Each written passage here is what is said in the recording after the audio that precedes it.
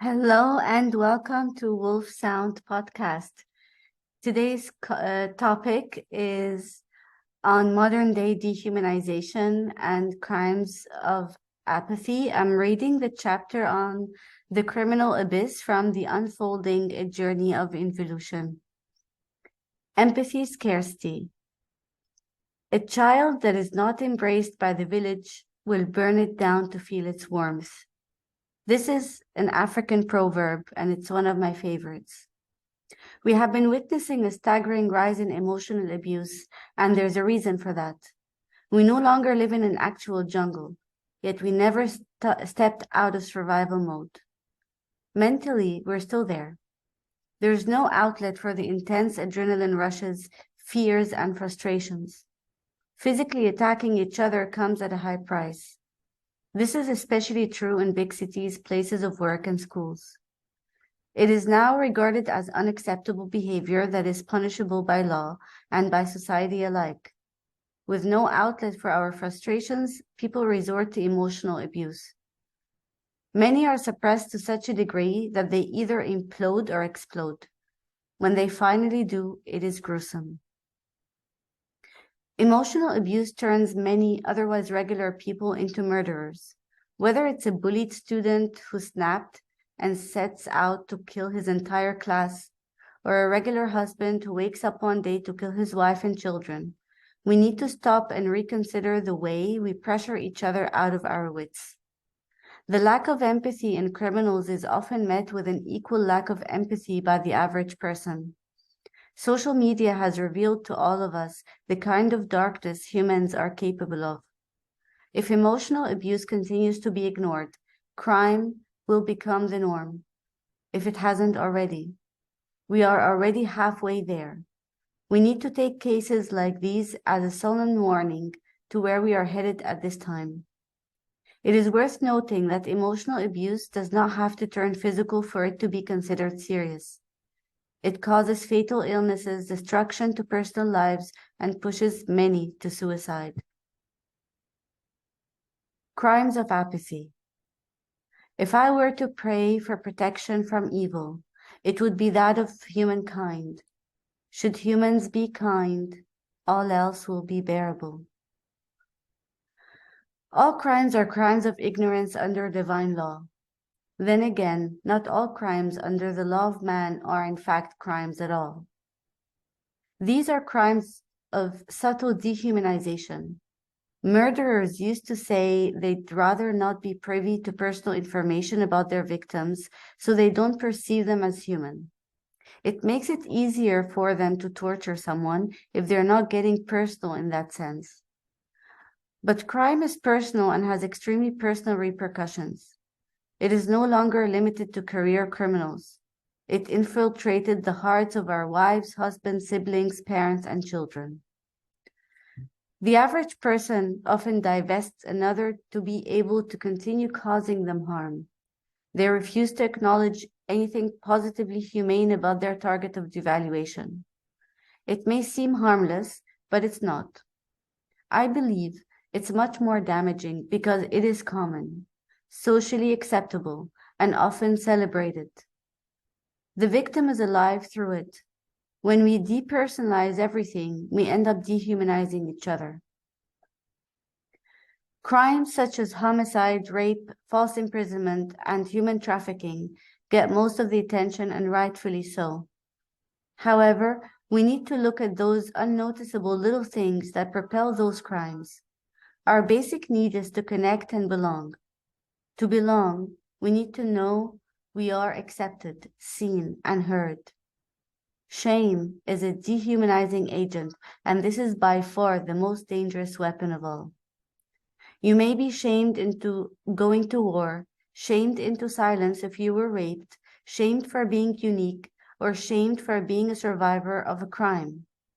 We are continuously shamed for being human and are shamed for showing emotion and empathy. Dehumanization is the root of every crime against others and against the self. It is the utter degradation of the human spirit. There are few things I can think of that are far worse than death. Modern-day dehumanization. Be careful stripping people of their dignity and their humanity.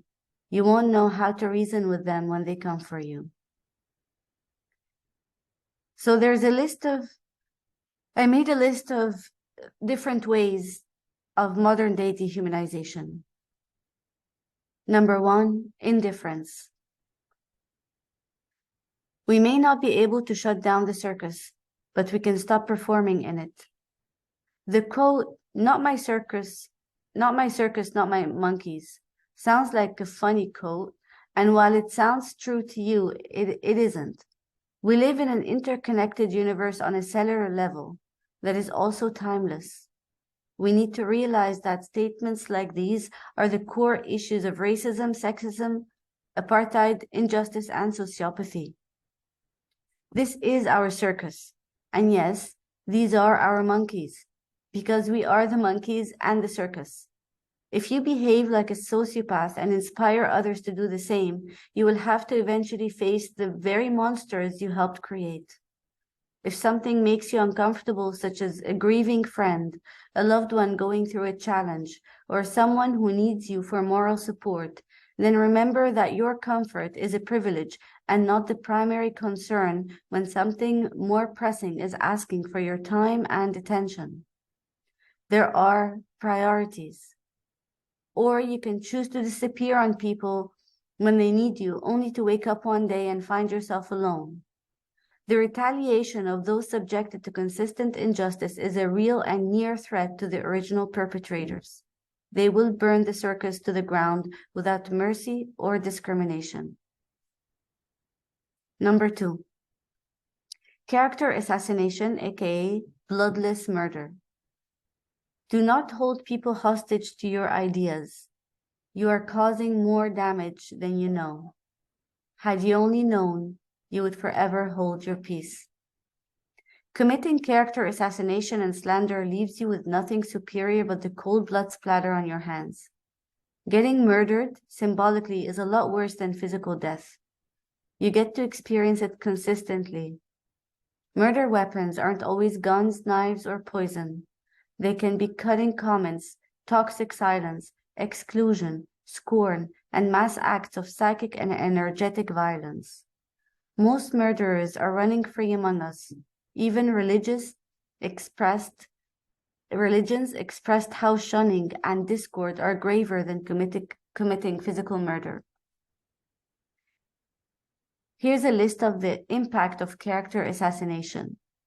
Complex post-traumatic stress disorder, loss of income, inability to afford food, medication, doctors, rent, and utilities, an endangerment of one's life through direct and indirect threats, frequent public humiliation and re-traumatization, inability to defend oneself because the source is often unknown and no one offers the information, the isolation that brings on other mental health problems such as depression, suicidal ideations, or nervous breakdowns, feeling trapped no matter the effort to move on, overdosing on adrenaline and having a marked oxytocin and serotonin deficiency, anxiety and toxic fear, paranoid thinking and loss of trust, loss of love and the right to live in peace, severe adrenal fatigue, overwhelm,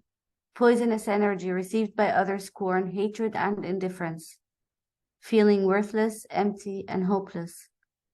Everyone lives in a house of glass. Don't let the drapes fool you. You are not alone. Number 3, social ostracism. If human beings are hardwired for connection, then ostracism is by far the most heartless of crimes. Social ostracism is used as punishment when it is in fact among the worst of crimes. Shunning and causing apartheid is a progressive form of playground bullying. We are social beings, and often people get ostracized without having committed a crime or hurt the group they are shunned by. It is usually a byproduct of prejudice and envy. The aftermath of ostracism is denying someone the right to earn a living, The impact it has on someone's life to be shunned is slow murder. Societies that struggle with self-forgiveness and self-empathy have a tendency to shun others for the same behaviors they engage in, but haven't accepted.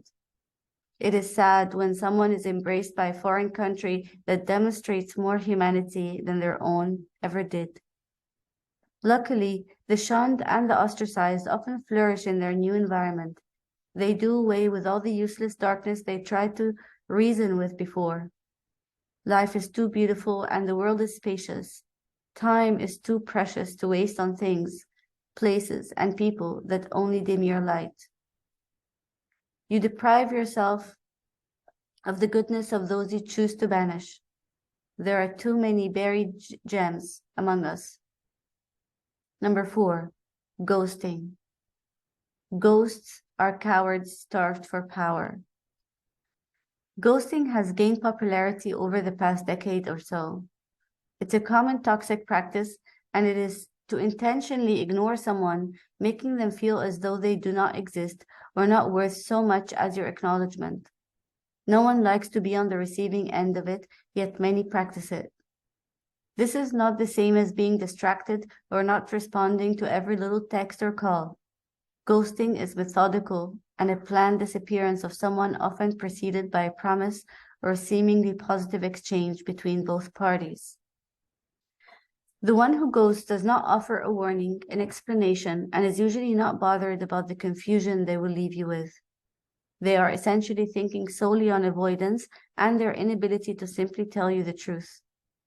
Some think ghosting to be less painful than to outright reject someone, but what part of leaving somebody in the dark sounds better than knowing what to expect? They have to deal with the pain of rejection and the pain of being discarded. Ghosts waste your time as you wait, find excuses, and hold on to your faith in them.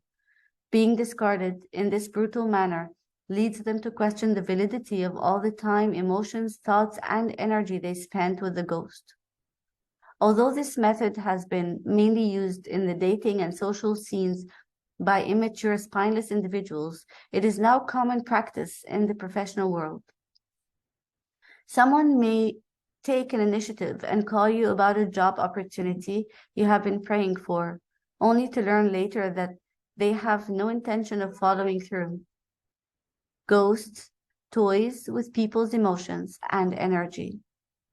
It is especially hurtful for those on the receiving end, causing feelings of ostracism and rejection.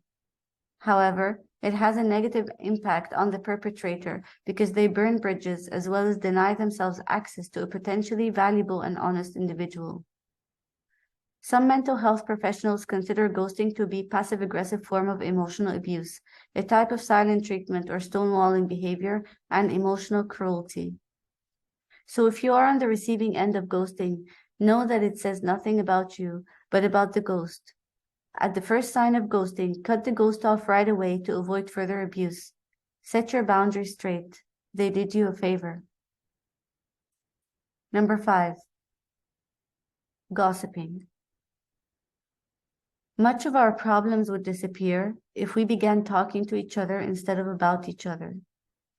Whether it's mindless or intentional, all gossip is malicious. Everyone knows the difference between sharing and gossiping. The former is when we share our stories or how we feel about something, whereas gossip is something you would never say to the person directly. It has malice of intent to ruin your image and elevate their own. The target suffers a series of psychic attacks and feels spiritually imprisoned by others' interpretation of who they are. Mindless gossip creates the same end result because you're impacting the way others view a third party who is not there to defend themselves. It is a cowardly act. The gossiper cannot evade the damage either. What you say about yourself and others is your internal mantra. What you choose to listen to becomes a spell cast on your mind. What are you saying? A magic spell is called a spell because words do just that to the speaker and the listener. Speak ill and you become ill. Speak well and watch yourself elevate into well-being. What you do not forgive in another and what you find offensive is pointing at something you have not healed in yourself. What are you spelling? What are you doing? Your opinion of me will never change the truth of me, but sooner or later it will change the reality of you. This is not to say that what you say about someone is what you are. It is simply a testament about who you are, how you think, and what you oppose. At the end of the day, all opinions are subjective. The trouble begins when we forget that and make it out to be a general fact. Do not hold us both hostage to the kaleidoscope of your ideas of what we once were and still must be. Number 6, betrayal. Heartbreak syndrome is real. Betrayal is a dirty murder done clean. Betrayal of trust wears many different cloaks. The sting of betrayal is sharp because it can only come from a trusted person. Spousal cheating is shrugged off. Friends discuss with others what we shared with them in confidence. Family members bail on you when you need them most. When we are betrayed by someone we trusted for a long time and the shift seems sudden, we won't know what triggered it, what changed, and wonder how they dared. We question all their past intentions. We can feel self-righteous and justified when we cut them off. When the betrayal is great, we feel the pain of not being able to trust them again. In case of spousal betrayal, we can often bite the bullet and refuse to let go of the relationship, yet unless we have the power to truly work together patiently to rebuild trust, we will turn the relationship into a constant battlefield, with distrust and suspicion eating away at our hearts. But when we are betrayed as a result of betraying ourselves, it's even more painful. Trusting someone before they earned it is an act of self-betrayal. We have to be willing to confront ourselves before blaming someone else. We teach people how to treat us by how we treat ourselves. If you share something in confidence with a new friend, the message you are giving to them is that what you shared is not valuable enough for you to protect. Sometimes we overshare just because a new acquaintance seems friendly and understanding, and possibly because we have no one else to vent to. Anyone can be friendly in the beginning. Exposing yourself to betrayal by your own hands is like drinking poison and hoping for the best.